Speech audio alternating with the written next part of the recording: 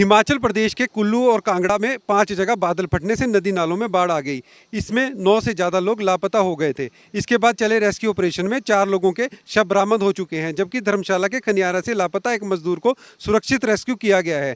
कुल्लू जिले के जीवा, शीलागढ़ घाटी, स्त्रोक गैलरी और हरनोरगढ़ में बादल फटने से तबाही हुई है।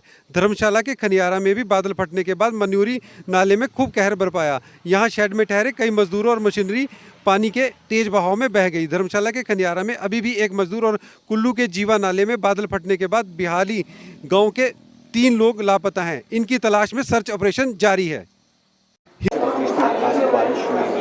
क्या स्थिति है रेस्क्यू ऑपरेशन, क्योंकि धर्मशाला और कुल्लू के सैंड इलाके में भारी नुकसान है। पिछले कर 3 जगह क्लाउड बर्स्ट हुआ, 9 फ्लैश फ्लड्स आए और मेरा ये मानना है कि तकरीबन अभी जो टोटल डेथ हुई है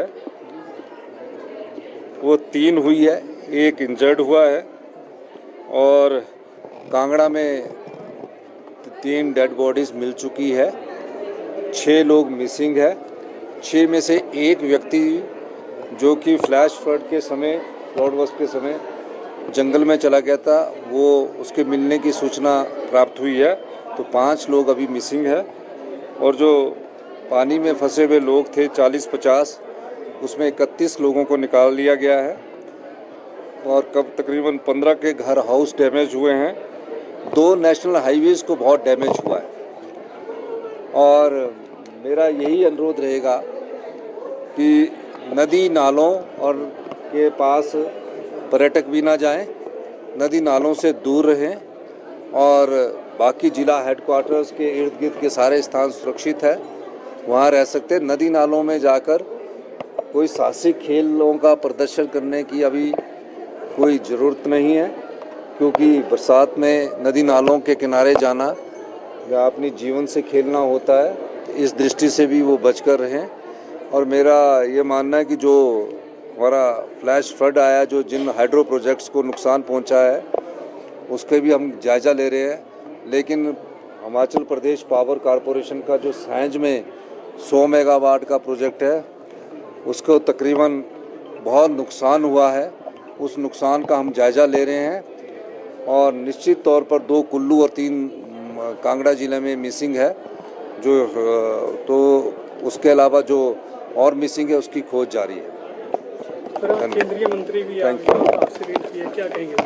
नहीं, केंद्रीय मंत्री जी का मैंने धन्यवाद किया है। हमारी सरकार ने जो जब मैं 15 अप्रैल 2023 को वहाँ गया था, तो मैंने वहाँ आइस स्केटिंग रिंग की घोषणा की थी। किन्नौर में ट्रैवल बेल्ट के लिए हमने 2023-24 में हमने प्रोजेक्ट जो अनुमोदन के लिए भेजे थे, तो हमारे केंद्रीय मंत्री किरण रिजिजू जी ने अभी उनको सैंक्शन स्वीकृति दी है। उसके लिए मैंने उनका धन्यवाद किया है कि माइनॉरिटी और से जो आपको ने पैसा दिया उसके लिए आपका धन्यवाद है।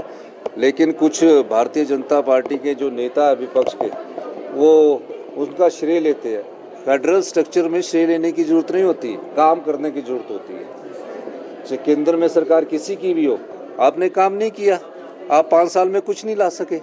हम अभी 2.5 साल में ये ट्राइबल बेल्ट में जो सीवरेज की है, या हमारे द्वारा भेजी गई योजना थी। आइस स्केटिंग इंटरनेशनल स्टैंडर्ड का काजा में बनना मैंने घोषणा इसकी की थी, तो हमने उसका प्रोजेक्ट बनाया और जो राज्य का अंश बनता है, उन जो केंद्रीय शेयर होते हैं, उस अंश उनको स्वीकृत कराते हैं। अगर आप 5 साल कुछ नहीं स्वीकृत करवा सके और बाद में आके कहते कि केंद्र की सरकार ने दी है, तो केंद्र की सरकार भी राज्य का अंश देती है। आपने अंश नहीं लिया, सभी राज्य का, चाहे सरकार किसी की भी राज्य में हो, फेडरल स्ट्रक्चर में ये एक प्रक्रिया है। तो इस तरह बात करना कि हमने दिया, केंद्र कुछ तो किया नहीं उन्होंने।